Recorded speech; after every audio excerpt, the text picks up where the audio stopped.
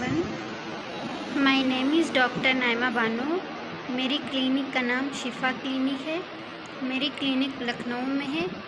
अगर मेरी क्लिनिक पर आप विज़िट करना चाहती हैं तो एड्रेस डिस्क्रिप्शन में दे दिया गया है, आप चेक कर सकती हैं। तो कल की वीडियो में मैंने आप लोगों को जल्दी प्रेग्नेंट होने के 10 टिप्स बताए थे।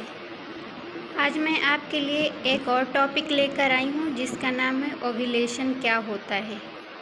तो चलिए आज हम इस वीडियो में आपको ओव्यूलेशन के बारे में बताती हूँ। महिलाओं को ओव्यूलेशन का होना बहुत ज़रूरी होता है। अगर आपको ओव्यूलेशन होता है तो आपके प्रेग्नेंट होने के बहुत से चांस होते हैं। जब किसी लड़की या महिला को नॉर्मली पीरियड्स आते हैं, यानी उसके पीरियड नॉर्मल हैं, 28 दिन की साइकिल है या 30 दिन की साइकिल है या 32 दिन की साइकिल है, तो जिसकी साइकिल 28 दिन की है उसका अंडा रिलीज़ होता है पीरियड के 14वें दिन। महिला में पीरियड के बाद जो अंडा रिलीज़ होता है उसी को ओव्यूलेशन कहते हैं।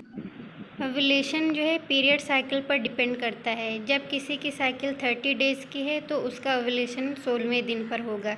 किसी का 32 दिन पे है तो उसका ओव्यूलेशन 18वें दिन पर।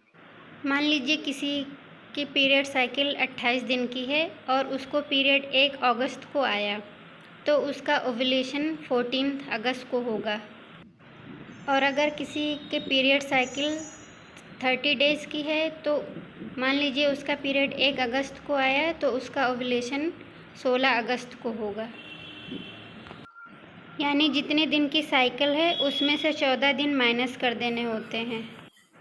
ओव्यूलेशन का रेगुलर पीरियड होने से और प्रेगनेंसी कंसीव होने से काफ़ी रिलेशन होता है। जब ओवरी में से अंडा रिलीज़ होता है तो वो वहाँ से ट्रेवल करके फैलोपियन ट्यूब में आता है।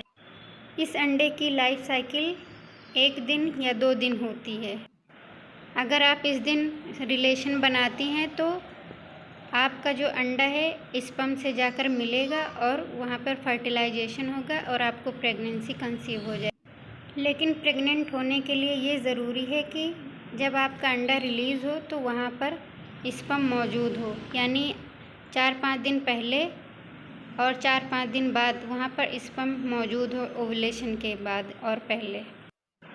अगर आप प्रेग्नेंट नहीं होना चाहती तो आप इन दिनों संबंध अवॉइड करिए या फिर प्रोटेक्शन यूज़ करिए।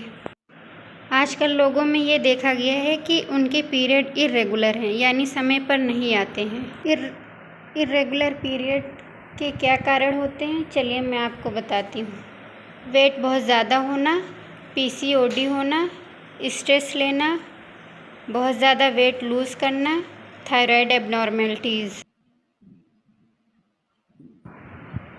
आइए अब बात करते हैं ओव्यूलेशन के सिम्टम्स पर। अगर आप इन सिम्टम्स पर ध्यान देंगी तो आप अपने ओव्यूलेशन के दिन को जान पाएंगी।